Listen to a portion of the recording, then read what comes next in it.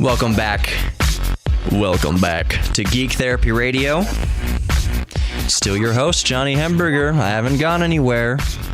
And honestly, I don't know who else could host my show. Let's say I go on vacation and I need to call up somebody from the bullpen or a host from another show. I don't know who I could get to do it. Maybe Kenny? I could probably get Kenny to do it. I know Kenny would do a good job with it.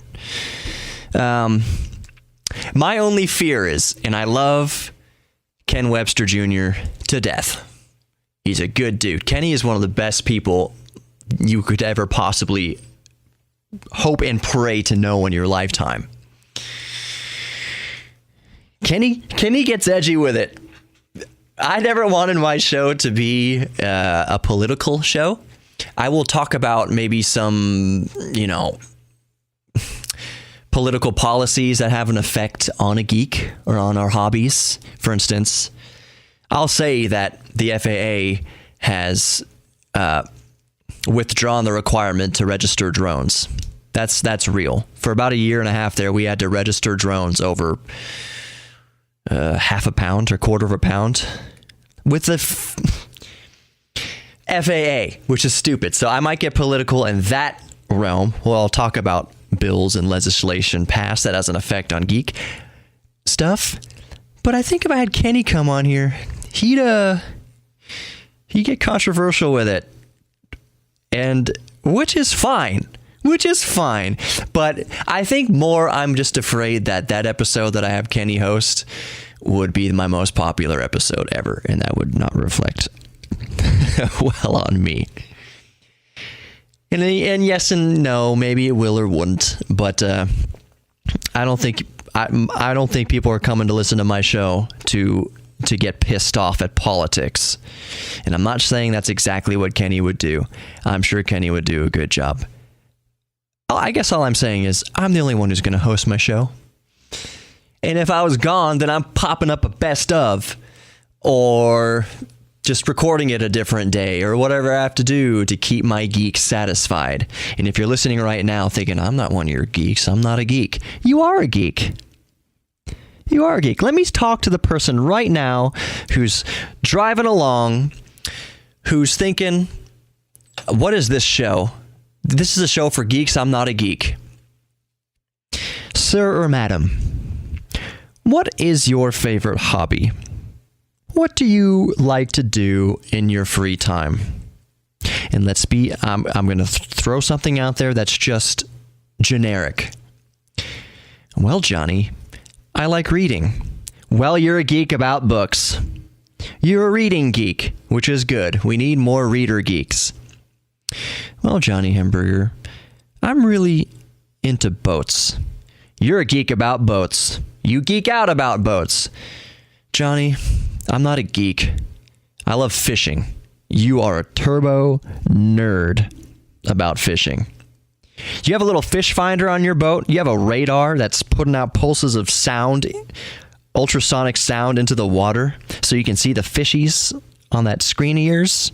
That is high-tech geek-ish. You are a geek, Mr. Fisherman.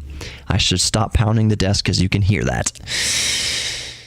So, the person driving along right now thinking, I'm not a geek. Yes, you are. You've got a geek thing. And if you're thinking, I haven't had time for a hobby in years, think back to when you were a kid. What was your thing when you were a kid? What was your hobby? What did you like doing? Riding bikes? Did you really love riding bikes as a kid? You're probably a geek about riding bikes. You should go purchase a bike, maybe off Craigslist or eBay or whatever, or maybe go buy a brand new one and buy all that spandex and pop it on. Maybe you're a geek about bikes. Better yet, don't put on that spandex, please. Just obey all the road laws. I was coming to work today, not to get off too much on a tangent, because I do want to talk about the new Coffee Lake processors from Intel. But I was coming to work today, and there was a bicyclist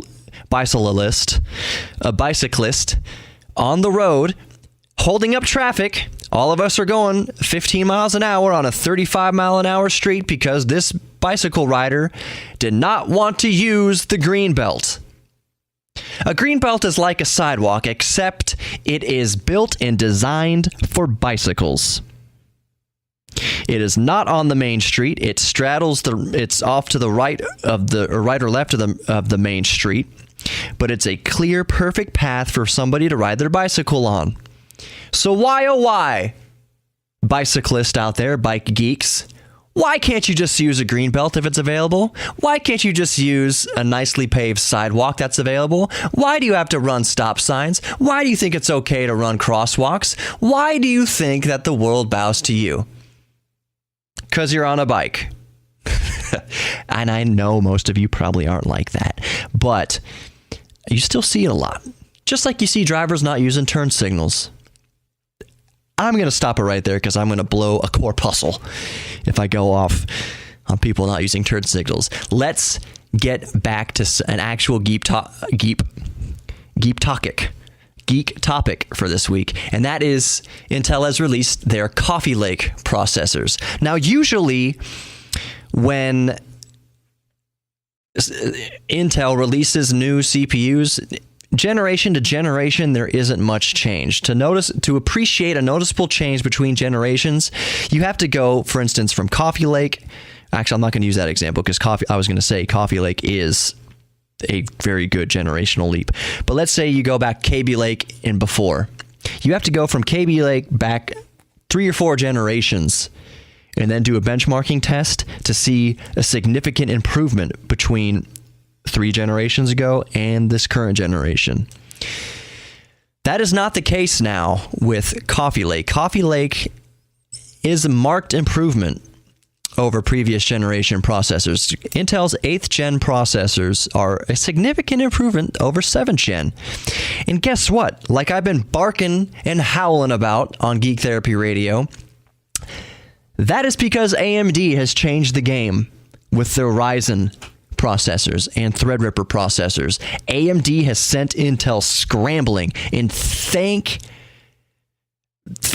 God and thank the mighty Gavin that AMD has shaken up the chip industry so much, because Coffee Lake now, the i3 processor, which in the past has been a dual-core hyper-threaded chip. That means there's 2 physical CPU cores on the chip with hyper-threading, so you have 4 threads of processing. The i3 now on Coffee Lake is 4-core, quad-core, 4 physical cores now on i3. That's thanks to AMD.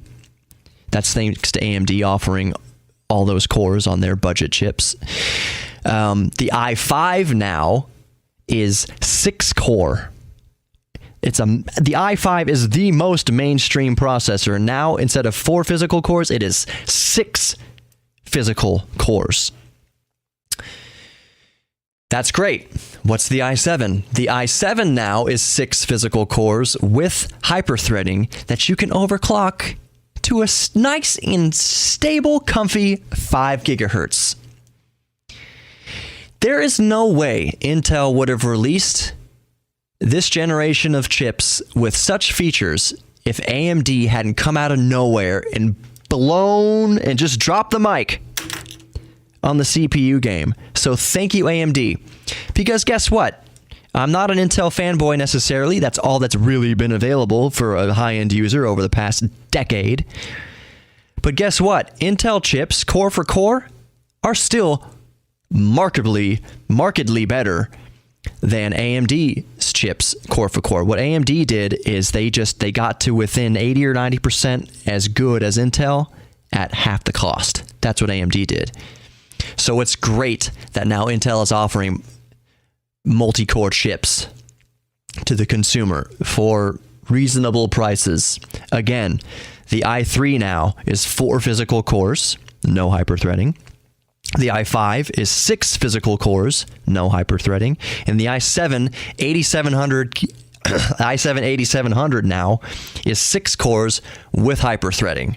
And of course, the 8700, sorry, I had a little warning go off up there.